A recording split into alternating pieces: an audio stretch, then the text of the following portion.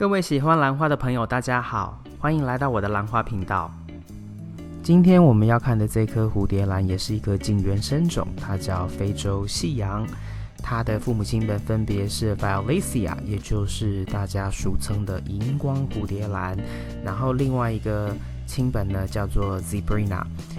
那它的中文我就不太确定了，但是我很多的朋友在猜测Zebrina 跟 Zebra 就是斑马，听起来很像，是不是就是因为它开花的特征的关系，它的斑纹，所以呢跟 Zebrina 这样子的这个命名有关哦。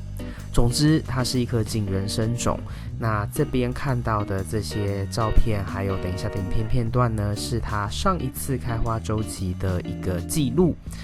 也是还没有跟大家分享。然后影片的中后半段呢，就会是这株兰花的本次最近的开花周期。那因为照片还有影片的资料比较多，所以呢我在速度上面有稍微加快。如果对你们来说呢，就是速度影片的这个照片跟照片的这个速度太快啊，你可以自己在设定里面调控它的播放速度，如果太快或太慢，你都可以依照你的喜好来做调整。有时候大家一听到近原生种就会觉得它们跟原生种一样可能会很难养。其实还是有很多原生种的蝴蝶兰是相当好养，适合新手来练习的哦。那这一株也不例外，它是近原生种。我是没有 Zebrina， 但是我有蛮多颗 Violacea，它们都是好照顾的，所以这株兰花也一样，它的长势还有它每年来花，还有它每年长叶长根的这个速度，我的肥料调配其实也就是25%的浓度，然后每一周给这株兰花调好肥料1/4杯的水，就这样子。那我给它的光照呢，当然是间接的日照。那是放在一个比较偏角落的地方，所以它的光照也没有说到很多，但是它一样都是每年复花，而且它有续花性，所以它的这个多花梗呢每一次都会往前再延伸，所以每一次开花呢就是都好几朵花。有时候我甚至忘记数，但是呢其实我觉得比如说5到7朵这样的一个平均数量呢是算蛮平常的。那这边就是它上一个开花周期的影片记录。我相当喜欢它这个唇上面的这个颜色桃红色，又带一点荧光淡桃红色。那它的唇的尾端呢，也是有一点细毛的特征。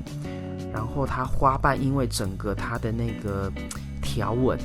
所以让这颗兰花看起来其实就比较热闹，但是也有人觉得条纹太多看起来有点杂乱所以就是看个人的喜好。那目前这一株兰花当时它是3个花梗，但是最多时期这株兰花有到4个花梗。其实你能够看到它最早的花梗呢，其实已经被我剪掉了。那这边这个时候呢，它是种在一个介质半水耕的容器，也就是呢杯底是没有动，而排水孔是在侧边。那排水孔以下呢，就是一个会积水的部分了，我就称它叫做一个蓄水池，一个蓄水的部分。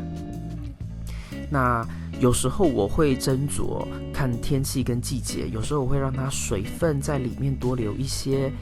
多余的当然就会从排水孔流掉，那如果没有流出来的，就让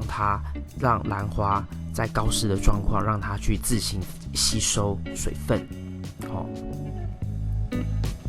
那很显然这株兰花其实相当喜欢这样子的一个介质半水耕，无机介质半水耕的一个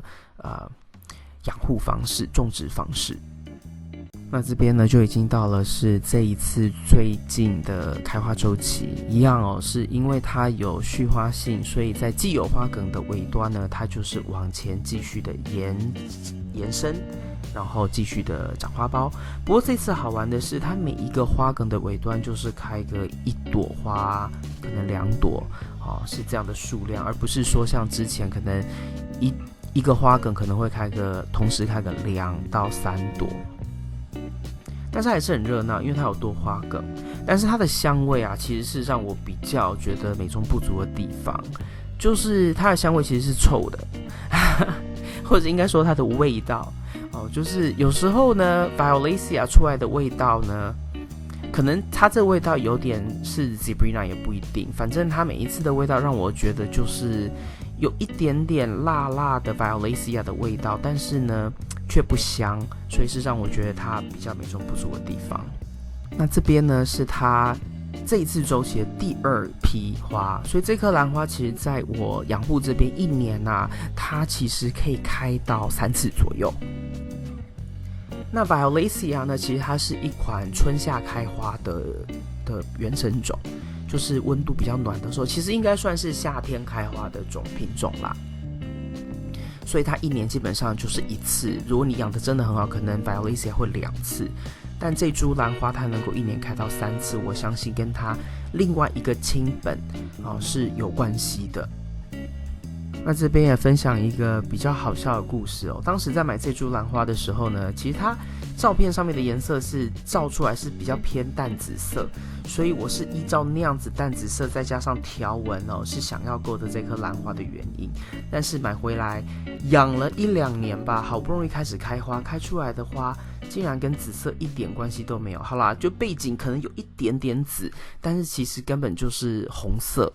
的花，所以我不知道是不是被那个卖家骗了，还是呢他当时选的那个品种开出来的真的就是那个颜色。反正是有点小失望，但是其实说真的，这株兰花每一次开花开这么多朵，其实即便是它香味不香哦，我觉得都还是一款好花。因为其实在我的养护里面，我觉得会开花的兰花就是好花，不管它到底有没有香味，然后它的这个花开出来的样子是不是我喜欢的，颜色是不是我喜欢的，都是好花。因为我如果不喜欢它的花朵，或者不喜欢它的香味，其实还是可以养来练习，比如说练习种植方式，练习肥料浓度的高低，或者是杯底有动无动啊，或是用不同的介质来做实验，其实都可以哦。所以都有它们的一个作用跟价值在。如果没有价值没有作用的话，就会被我丢掉。但是那样的频率出现的机会其实挺少的。我唯一真的会把兰花丢掉的原因呢，只有一个，就是病虫害，而且是我觉得我没有办法救治的，那我就会毅然决然的把它丢掉，避免影响到其他的兰花植株。以上就是今天为您带来的影片。如果你喜欢这个影片，请帮我在影片的下面点个赞。如果你要继续与我一起学习怎么养兰，别忘记订阅我的频道并打开通知铃铛。